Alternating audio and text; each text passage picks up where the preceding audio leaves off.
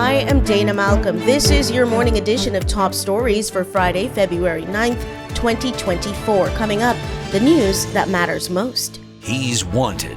From Grace Bay to Cooperjack Bay, North Caicos to South Caicos, he's wanted in all neighborhoods and communities for taking the stress out of home buying, for having intel on every hot property. He's Ramon Andrews of White Rock Realty, the most wanted realtor around. If contacted, your reward is your perfect luxury home and investment properties. To make a move, call 649-331-3000. Visit whiterockrdm.com. Tit for tat is once again causing the flare-up of violence in the Turks and Caicos Islands. Sources who wish to remain anonymous report warring factions across Providenciales are the cause of the killings as they try to get revenge in a bloody spiral.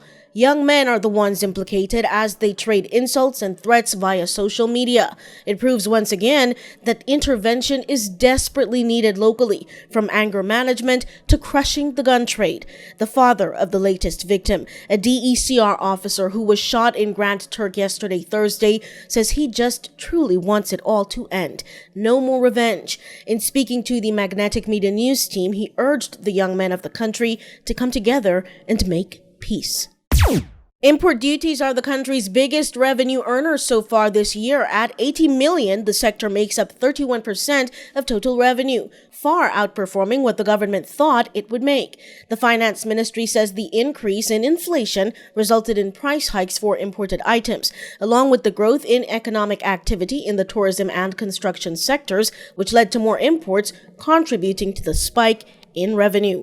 Other top performers included hotel and restaurant tax, stamp duties, and customs fees. The Q3 financial performance report was shared by the Minister of Finance in the House of Assembly this past Tuesday, February 6th.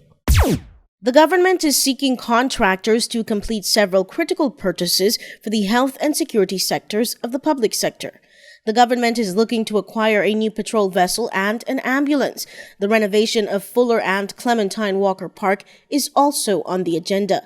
So too, perimeter fencing for certain areas in South Caicos and upgrades for the Department of Environment and Coastal Resources. Magnetic Media is your news leader, and you can see us on YouTube at MMTV Caribbean. Do you know that your Fortis TCI account balance is one text away? Ask us anytime by texting BAL to 1-649-332-0059. This tool allows you to access the balance of up to 5 accounts. The phone number that you're texting from must be the same number associated with the Fortis TCI account. Standard SMS rates apply. Do you need to update your phone number on your electricity service account? We've got you covered. Submit your information at www.fortistci.com/e-billing. Please allow 1 business day for account updates. Voted the second best in the region at the 10 Best Awards this year. Once again, all roads will lead to Bambera Beach, Middle Caicos, for a day of sailing as the Turks and Caicos celebrates Valentine's Day the TCI way. The Valentine's Day Cup began around 2 decades ago with a group of friends and just 6 boats. The now national event, set for February 10th, is a non-profit and will feature traditional handmade sailboats. The fun begins at 10:30 a.m. and all are invited. As climate change makes natural disasters more powerful, some scientists are proposing that the Saffir-Simpson scale, which measures hurricane strength, should now have a 6th category instead of the current 5.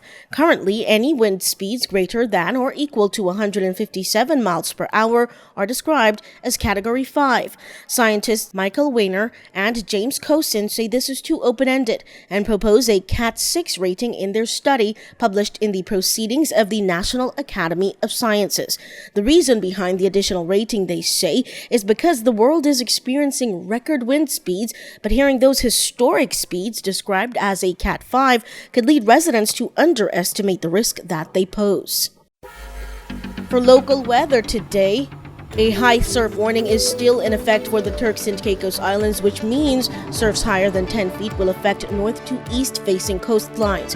Beachgoers should be extremely cautious and there may be disruptions to marine activities.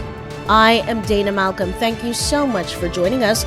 The news is a Magnetic Media production.